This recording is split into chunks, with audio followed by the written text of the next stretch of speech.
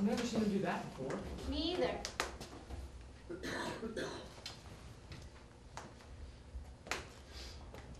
Gentlemen, this case is not a difficult one. It requires no minute sifting of complicated facts. It is as simple as black and white. The state has not produced one iota of evidence the crime Tom Robinson is charged with ever took place. Instead, it has relied upon the testimony of two witnesses. Witnesses whose testimony has not only been called into serious question on cross-examination, but has been flatly contradicted by the defendant. I have nothing but pity in my heart for the chief witness for the state. But my pity does not extend as far as putting a man's life at stake. And this is what she's done. Done it in an effort to get rid of her own guilt. Now I say guilt, because it was guilt that motivated her. She committed no crime, but she broke a rigid code of our society.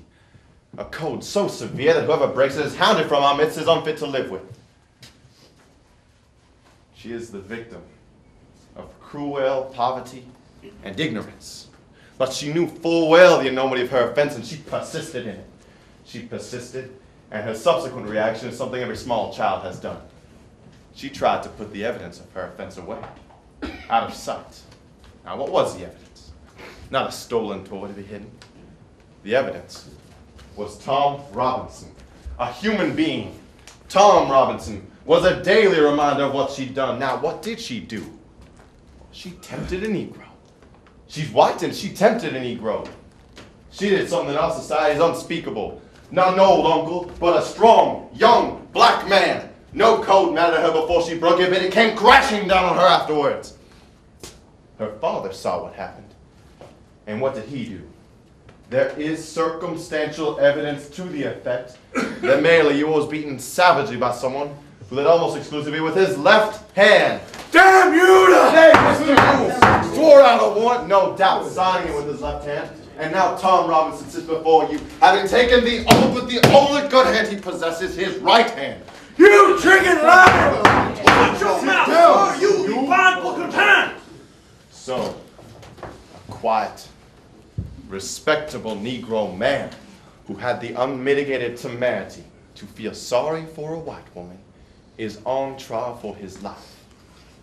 He's had to put his word against his two white accusers, and I need not remind you of their conduct here in court today. Their cynical confidence that you gentlemen will go along with them on the assumption, the oh so evil assumption, that all Negroes lie, that all Negroes are basically immoral. An assumption one would associate with minds of their caliber. But we know the truth. And the truth is, some Negroes lie, and some Negro men are not to be trusted around women, black or white. And so with some white men. This is a truth that applies to the entire human race, and to no particular race at that. In this year of grace, 1935, we are beginning to hear more and more about Thomas Jefferson's phrase about all men being created equal. But we know the truth. And the truth is, all men are not created equal. In the sense that some men are smarter than others. Some men are born with more opportunity. Some ladies bake better cakes, and some people are just born gifted beyond the normal scope. But there is one way in which all men are created equal. There's one human institution that makes the pauper the equal of a Rockefeller and the stupid man the equal of an Einstein. That institution, gentlemen, is a court of law. In our courts, all men are created equal. I'm no idealist to believe so firmly in the integrity of our courts and in the jury system. It's no ideal to me.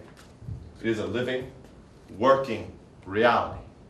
But a court is only as sound as its jury, and a jury is only as sound as the men who make it up. Now I'm confident that you gentlemen will review without passion the evidence you've heard, come to a decision, and restore this defendant to his family. In the name of God, do your duty. In the name of God, believe him.